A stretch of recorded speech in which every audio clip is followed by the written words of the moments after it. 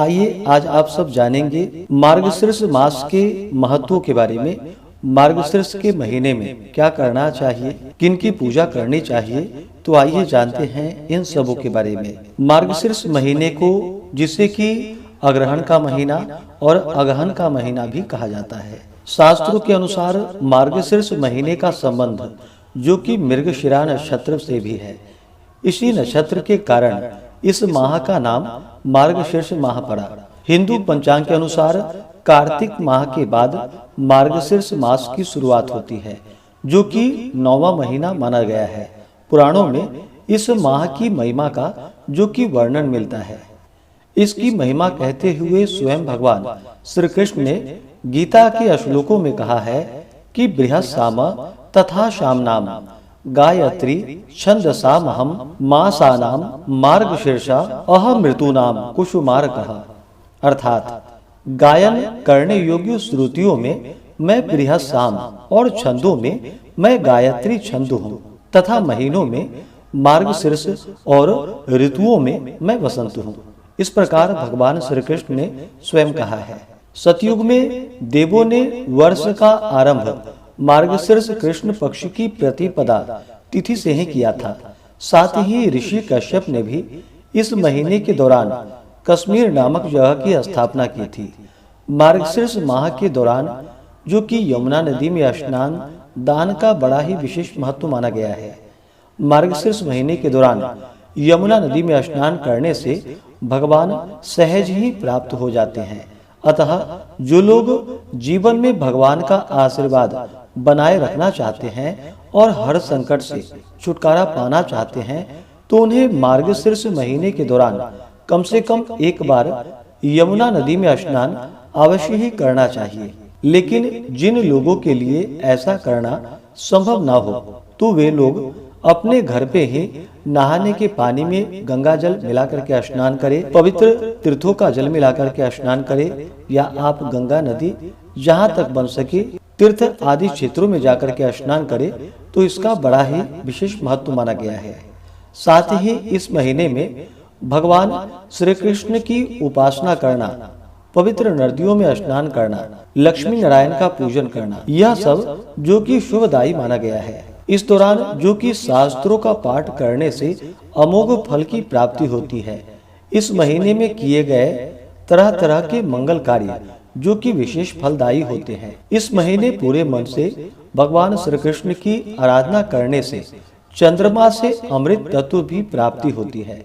इस महीने में भगवान श्री कृष्ण के मंत्रों, आरती, चालीसा, श्लोक, स्तुति आदि का पाठ या श्रवण जो कि विशेष फलदायी माना गया है। इस महीने में गौ सेवा अवश्य ही करनी चाहिए। गायों की सेवा और उनकी उचित देखभाल करने से भगवान श्री कृष्ण अति प्रसन्न होते हैं। इस महीने में गाय के शुद्ध घी का दिया श्री कृष्ण जी के मंदिर में अवश्य ही जलाने चाहिए। इसके अलावा भगवान श्री कृष्ण को अपना बनाने और उनकी कृपा पाने के लिए केवल प्रेम से ही साधना पर्याप्त है। इस महीने में अगर आप पूरे प्रेम भाव से भगवान श्री कृष्ण को पुकारेंगे, तो निश्चय ही भगवान श्री कृष्ण अपने भक्तों के पुकार को अवश्य ही सुनते हैं। स्कंद पुराण के अनुसार श्री कृष्ण और राधा के कृपा पाने वाले मनुष्यों को मार्गशीर्ष माह में व्रत, उपवास व निरंतर भजन, कीर्तन आदि करते रहनी चाहिए। इसके साथ ही शाम के समय यानी संध्या काल में भगवान श्री कृष्ण और राधा रानी की आराधना के साथ साथ भगवान विष्णु, माता लक्ष्मी, भगवान शिव जी के स्तोत्र, भजन, कीर्तन, चालीसा आदि का पाठ या श्रवण करना चाहिए। इन दिनों प्रतिदिन जो कि गीता का पाठ या श्रवण करना चाहिए। इस पूरे महीने भर में मनुष्य पूरे विधि विधान से भगवान श्री कृष्ण का ध्यान, जप, तप, व्रत, उपवास आदि करता है, तो उसकी समस्त मनोकामनाएं पूर्ण होती है। इसके साथ ही इस महीने में दान पुण्य का कार्य करना, भूमि पे शयन करना, गौ की सेवा करने का जो कि विशेष महत्व माना गया है।